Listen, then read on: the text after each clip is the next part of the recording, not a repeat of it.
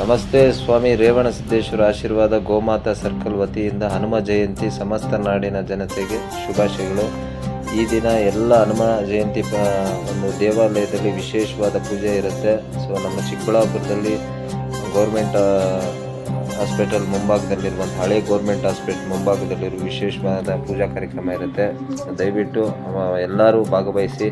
ವಿಶೇಷವಾದ ಪೂಜಾ ಕಾರ್ಯಕ್ರಮಗಳಿರುತ್ತೆ. ಇವತ್ತು ಪಂಚಮುಖಿ ಆಂಜನೇಯ ದೇವಾಲಯ ಹಳೆ ಗೌರ್ಮೆಂಟ್ ಆಸ್ಪತ್ರೆ ಆವರಣದಲ್ಲಿರುವಂತಹ ದೇವಾಲಯದಲ್ಲಿ ವಿಶೇಷವಾದ ಪೂಜಾ ಕಾರ್ಯಕ್ರಮ ಇರುತ್ತೆ. ನಮಸ್ಕಾರ.